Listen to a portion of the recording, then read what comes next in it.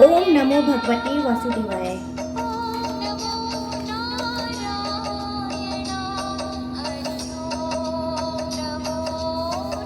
श्री हरि के अनेक अवतारों का संक्षिप्त वर्णन। मुनियों ने कहा, मुनिश्रेष्ठ, आपने श्री कृष्ण और बलराम का कैसा अद्भुत महात्मा बतलाया। उनकी महिमा अलौकिक है। इस पृथ्वी पर भगवान के महात्मा की चर्चा अत्यंत दुर्लभ है। महाभाग, आपके मुख से भगवत कथा सुनते सुनते हमें तृप्ति नहीं होती, अतः उनकी लीलाओं का पुनः वर्णन कीजिए। हमने साधु पुरुषों के मुख से सुना है कि पुराणों में अमित तेजस्वी भगवान विष्णु के वराह अवतार का वर्णन है। ब्राह्मण भगवान नारायण ने किस प्रकार वराह रूप धारण किया और किस प्रकार अपनी दृष्टा से एकांत वन में डूबी हुई पृथ्वी का उद्धार किया। सबको अपनी ओर आकृष्ट करने वाले परम बुद्धिमान भगवान श्री हरि की समस्त लीलाओं का हम विस्तार पूर्वक श्रवण करना चाहते हैं। व्यास जी बोले, मुनिवरों, तुम लोगों ने मुझ पर यह बहुत बड़े प्रश्न का भार रख दिया। मैं यथाशक्ति तुम्हारे प्रश्नों का उत्तर दूंगा। भगवान विष्णु की लीला कथा का श्रवण करो। भगवान विष्णु के प्रभाव को सुनने में जो तुम्हारा मन लगा है, यह बहुत बड़े सौभाग्य की बात है। अतः श्री विष्णु की जो जो लीलाएं हैं, उन सब का वर्णन सुनो। वेद वेता ब्राह्मण, जिन्हें सहस्त्र मुख, सहस्त्र नेत्र, सहस्त्र चरण, सहस्त्र सिरा, सहस्त्र कर, अविनाशी देव, सहस्त्र जिह्वा, भास्वान, सहस्त्र मुकुट, प्रभु, सहस्त्र दाता, सहस्त्रादि, सहस्त्र बाहु, हवन, सवन, होता, हव्य, यज्ञ पात्र, पवित्रक, वेदी, दीक्षा, समिधा, श्रुवा, श्रुक, सोम, सूर्य, मूसल, प्रोक्षणी, दक्षिणायन, अर्ववर्यु, सामक, ब्राह्मण, सदस्य, सदन, सभा, यूप, चक्र, ध्रुवा, दर्वी, चरु, उल्लूखल, प्रांगवंश, यज्ञ भूमि, छोटे बड़े चराचर जीव, प्राश्चित, अर्घ्य, स्तंदिल, कुश, मंत्र, यज्ञ को वहन करने वाले अग्निदेव, यज्ञ भागवाहक, आग्नासन भोजी, सोमभोगता, हुताची, उदायुध तथा यज्ञ में सनातन प्रभु कहते हैं, उन श्रीवत्स चिन्ह विभूषित देवेश्वर भगवान विष्णु के सहस्त्रों अवतार हो चुके हैं और समय समय पर होते रहते हैं। उनका जो वाराह अवतार है, वह वेद प्रधान यज्ञ स्वरूप है। चारों वेद उनके चरण और यूप उनकी डाढ़ें हैं। यज्ञ दांत और चितियां मुख हैं। साक्षात अग्नि ही उनकी जीवा, कुश रोमावली और ब्रह्मा मस्तक हैं। उनका तप महान है। दिन और रात्रि उनके नेत्र हैं। वह दिव्य स्वरूप है। वेद उनका अंग और श्रुतियां आभूषण हैं। हविष्य नासिका, श्रुवा थूतन और सामवेद का गंभीर घोष ही उनका स्वर है। वह सत्य धर्म स्वरूप, श्री संपन्न तथा क्रम, गति और विक्रम, पराक्रम के द्वारा सम्मानित हैं। प्राश्चित उनके नख, पशु उनके घुटने तथा यज्ञ उनका स्वरूप है। उद्वाता, अंत्र, आत, होम, लिंग, औषधि एवं महान फल बीज हैं। वादी, अंतरात्मा, मंत्र, नितंब और सोमरस उनका रक्त है। वेदी, कंधा, हविष्य, गंध तथा हव्य और गव्य उनका प्रचंड वेग है। प्राग्वंश, यजमान ग्रह उनका शरीर है। वह परम कांतिमान और नाना प्रकार की दीक्षाओं से संपन्न है। दक्षिणा उनका हृदय है। वे महान योगी और महायज्ञमय हैं। उपाकर्म, वेदों का स्वाध्याय उनका हार और प्रवर्ग एक प्रकार की हेमाग्नि, होम अग्नि उनका आभूषण है। नाना प्रकार के छंद उनके चलने के मार्ग हैं। गुण उपनिषद उनके बैठने के लिए आसन है। पृथ्वी की छाया रूप पत्नी सदा उनके साथ रहती है। वे मणिमय शिखर की भांति पानी के ऊपर प्रकट हुए। समुद्र, पर्वत, वन और काननों सहित समस्त पृथ्वी एकांत वन के जल में डूबी थी। संपूर्ण जगत के आदि कारण और सहस्त्रों मस्तक वाले भगवान ने वाराह रूप में प्रकट होकर एकांत वन में प्रवेश किया तथा सब लोगों का हित करने की इच्छा से पृथ्वी को अपनी डाढ़ पर उठा लिया। इस प्रकार समस्त जीवों के हितैषी भगवान यज्ञ वाराह ने समुद्र जल को धारण करने वाली समुची पृथ्वी का उद्धार किया। ईश्वरों, यह वारा अवतार का वर्णन हुआ। उसके बाद भगवान का नरसिंह अवतार हुआ। उस अवतार में भगवान ने नरसिंह रूप धारण करके हिरण्यकशिपु नामक दैत्य का वध किया था। प्राचीन काल के सतयुग की बात है। दैत्यों के आदि पुरुष देव शत्रु बलि अभिमानी हिरण्यकशिपु ने बड़ी भारी तपस्या की। वह 11,500 वर्षों तक सम दम तथा ब्रह्मचार्य का पालन करता हुआ मौन व्रत लेकर जप और उपवास में संलग्न रहा। उसकी तपस्या और नियम पालन से स्वयंभू भगवान ब्रह्मा जी बहुत प्रसन्न हुए। उन्होंने हंस से जुड़े हुए सूर्य के समान तेजस्वी विमान द्वारा स्वयं आकर दैत्य को वरदान दिया। उनके साथ आदित्य, वसु, मरुद्गण, देवता, रुद्रगण और विश्वदेव भी थे। ब्रह्मा वेताओं में श्रेष्ठ चराचर गुरु ब्रह्मा जी ने उस दैत्य से कहा, सुव्रत, तुम मेरे भक्त हो। मैं तुम्हारी इस तपस्या से बहुत प्रसन्न हूँ। तुम्हारा कल्याण हो। तुम कोई वर मांगो और उसके द्वारा अभीष्ट वस्तु प्राप्त करो। हिरण्यकशिपु बोला, लोक पितामह, देवता, असुर, गंधर्व, यक्ष, नाग और राक्षस मुझे मार ना सकें। तपस्वी ऋषि भी क्रोध में आकर मुझे साप ना दें। किसी अस्त्र या शस्त्र से, वृक्ष या पर्वत से अथवा सूखी या गीली वस्तु से ऊपर या नीचे कहीं भी मेरी मृत्यु ना हो। जो मेरे सेवक, सेना और वाहनों सहित मुझे एक ही थप्पड़ से मार डालने में समर्थ हो, उसी के हाथ से मेरी मृत्यु हो। ब्रह्मा जी ने कहा, तात, ये दिव्य और अद्भुत वर मैंने तुम्हें दिया। इन संपूर्ण अभीष्टों को तुम निसंदेह प्राप्त करोगे। यूं कहकर पितामह ब्रह्मा जी ब्रह्मासी गणों से सेवित वैराज पद ब्रह्मा धाम को चले गए। तदंतर उस वरदान की बात सुनकर देवता, नाग, गंधर्व और मनुष्य ब्रह्मा जी की सेवा में उपस्थित हुए और बोले, भगवान, इस वरदान से तो वह असुर हम लोगों को सदा ही कष्ट पहुंचाता रहेगा, अतः हमारे ऊपर प्रसन्न हो उसके वध का भी उपाय सोचिए। ब्रह्मा जी ने कहा, देवताओं, उसे अपनी तपस्या का फल अवश्य प्राप्त होगा। उसका भोग समाप्त होने पर वह साक्षात भगवान विष्णु के हाथ से मारा जाएगा। ब्रह्मा जी का यह वचन सुनकर सब देवता प्रसन्न हो अपने अपने दिव्य स्थानों को चले गए। वर पाते ही दैत्यराज हिरण्यकशिपु अभिमान में आकर समस्त प्रजा को कष्ट देने लगा। आश्रम में रहने वाले सत्य धर्म परायण, जितेंद्रिय एवं उत्तम व्रतधारी महाभाग मुनियों को भी उसने सताना आरंभ कर दिया। स्वर्ग के देवताओं को हराकर तीनों लोकों को अपने अधीन करके वह महाबली असुर स्वयं ही स्वर्ग में रहने लगा। वरदान के मद से उन्मत्त होकर पृथ्वी पर विचरते हुए उस दानव ने दैत्यों को तो यज्ञ का भागी बनाया और देवताओं को उससे वंचित कर दिया। तब आदित्य, वसु, साध्य, विश्वदेव और मरुद्गण शरणागत रक्षक सनातन प्रभु महाबली भगवान विष्णु की शरण में गए और इस प्रकार बोले, देवेश्वर, आप हिरण्यकशिपु के भय से हमारी रक्षा करें। आप ही हमारे परम देवता, परम गुरु और परम विधाता हैं। सुश्रेष्ठ आप ब्रह्मा आदि देवताओं के भी पालक हैं। आपके नेत्र विकसित कमल दल के समान शोभा पाते हैं। आप शत्रु पक्ष का नाश करने वाले हैं। भगवान, हमें शरण दीजिए और दैत्यों का संहार कीजिए। भगवान वासुदेव ने कहा, देवताओं, भय छोड़ो, मैं तुम्हें अभय देता हूँ। तुम शीघ्र ही पहले की भांति स्वर्गलोक को प्राप्त करोगे। मैं वरदान से उन्मत्त दानवराज हिरण्यकशिपु को, जो देवेश्वरों के लिए अवध्य हो रहा है, उसके सेवक गणों सहित मार डालूंगा। यूं कहकर भगवान उन देवेश्वरों को विदा करके स्वयं हिरण्यकशिपु के स्थान पर आए। उस समय उन्होंने आधा शरीर मनुष्य का और आधा सिंह का बना रखा था। इस प्रकार नरसिंह देह धारण किए हाथ में हाथ मिलाए हुए आए। उनके शरीर का वर्ण मेघ के समान श्याम था। शब्द भी मेघ की गर्जना के समान ही गंभीर था। ओज और वेग में भी वह मेघ के ही सदृश थे। मत वाले सिंह के समान उनकी चाल थी। यद्यपि हिरण्यकशिपु बलि अभिमानी, दैत्यों से सुरक्षित और अत्यंत बलशाली था, तो भी भगवान ने उसे एक ही थप्पड़ से मारकर यमलोक पहुंचा दिया। यह नरसिंह अवतार की कथा कही गई।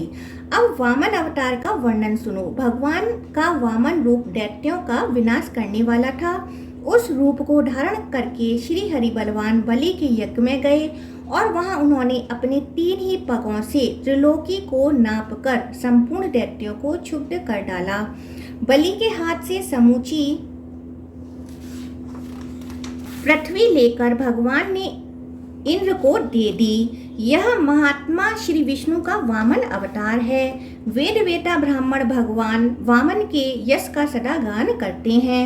तदंतर भगवान विष्णु ने दत्तात्रेय नामक अवतार धारण किया। दत्तात्रेय जी में क्षमा की पराकाष्ठा थी। उस समय वेदों की प्रक्रिया और यज्ञ सभी नष्ट प्राय हो गए थे। चारों वर्णों में संकरता आ गई थी। धर्म शिथिल हो चला था। अधर्म बड़े जोरों के साथ बढ़ रहा था।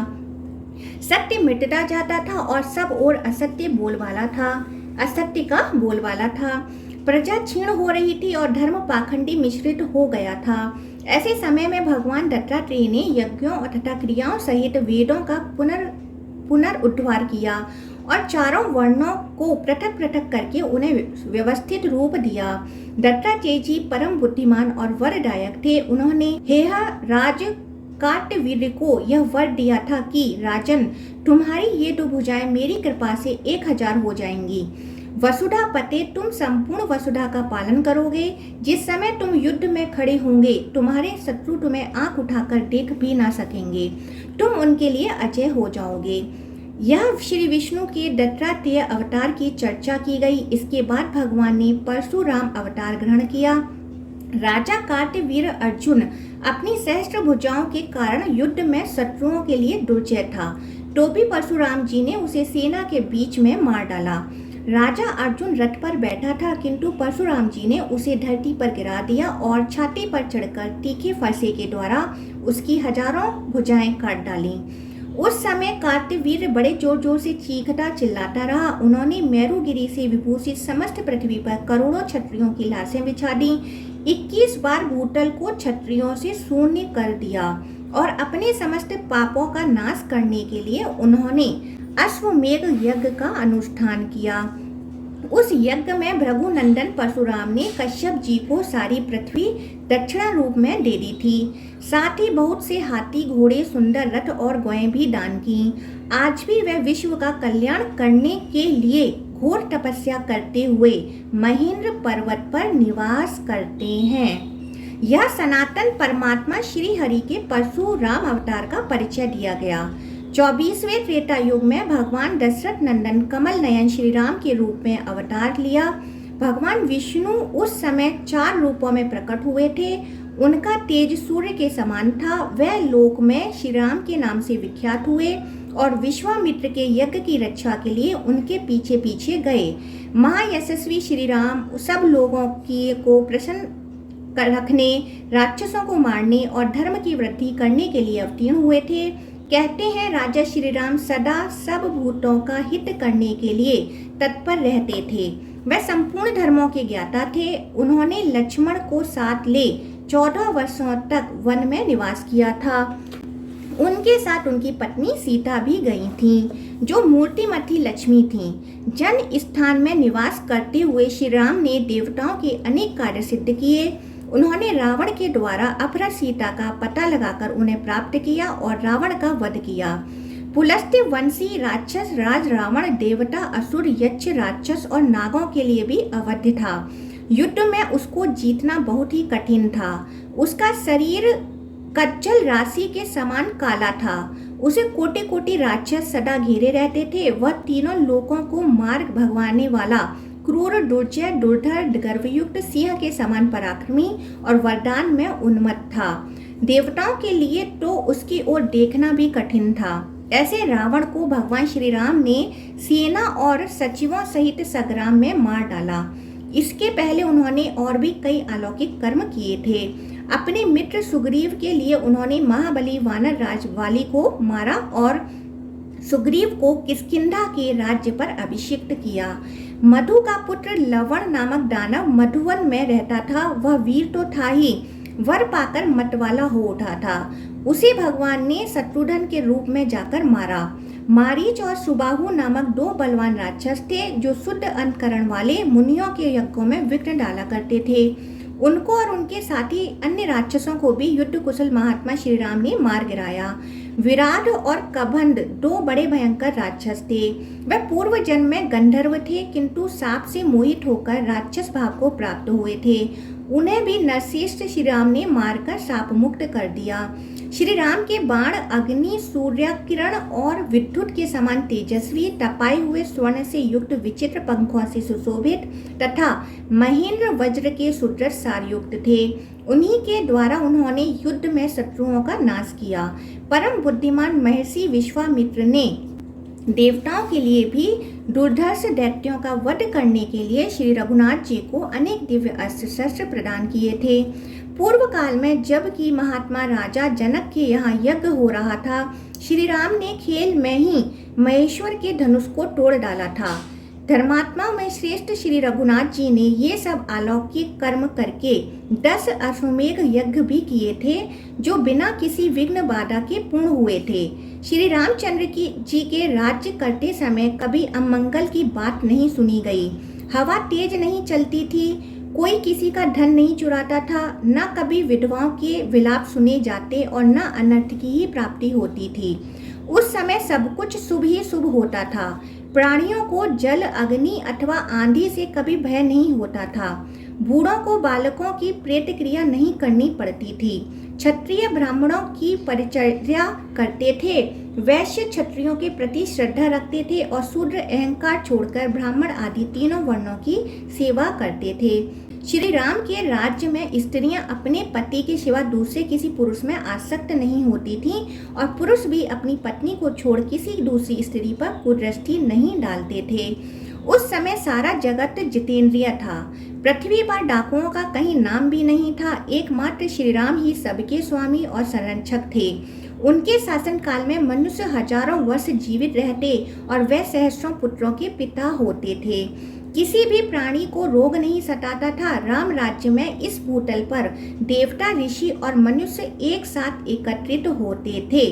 पुराण वेता पुरुष इस विषय में एक गाथा कहा करते हैं। श्री रघुनाथ जी का वर्ण श्याम और अवस्था युवा है। उनके नेत्र कुछ कुछ लालिमा लिए हुए हैं। मुख से तेज बरसता रहता है। वे बहुत कम बोलते हैं। उनकी लंबी भुजाएं नौ तक पहुँचती हैं। उनका मुख बड़ा सुंदर है। कंधे सिंह के सुदृढ़ हैं। महाबाहु श्री राम ने 10,000 वर्षों तक राज्य किया। उनके राज्य में सदा ऋग्वेद, सामवेद और यजुर्वेद का घोष सुनाई देता था। धनुष की टंकार भी सर्वदा कानों में आती रहती थी। दान करो और स्वयं भी भोगो का उपदेश कभी बंद नहीं होता था।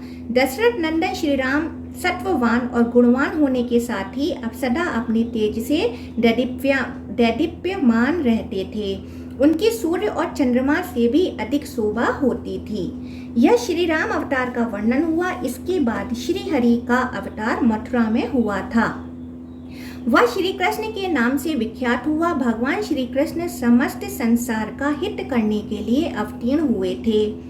उन्होंने मानव शरीर धारण करके साल्व, शिशुपाल, कंस, द्विविद, अरस्ती, वृषभ, केसी, दैत्यकन्या, पूतना, कुवलयापीड़, हाथी तथा चारुण और मुष्टिक नाम के मल्लों का वध किया। अद्भुत कर्म करने वाले बाणासुर की 1000 भुजाएं काट डाली। युद्ध में नरकासुर का संहार किया और महाबली काल यवन को भी भस्म करा दिया।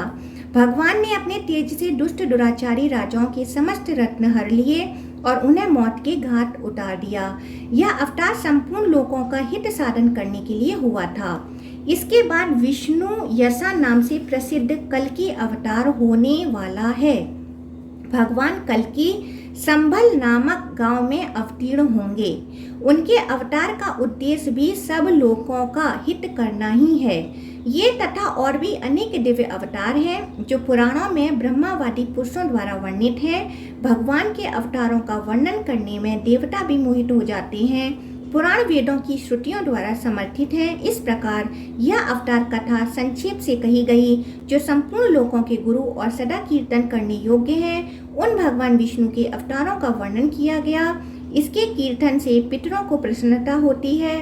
जो हाथ जोड़कर अमित पराक्रमी श्री विष्णु के अवतार की कथा सुनता है, उसके पितर भी अत्यंत तृप्त होते हैं। योगेश्वर भगवान श्री हरि की योग माया का वर्णन सुनकर मनुष्य सब पापों से मुक्त हो जाता है और भगवान की कृपा से शीघ्र ही उसे रिद्धि समृद्धि तथा प्रचुर भोगों की प्राप्ति होती है। मुनिवरों, इस प्रकार मैंने अमित तेजस्वी श्री हरि के सर्व पापहारी पवित्र अवतारों का वर्णन किया।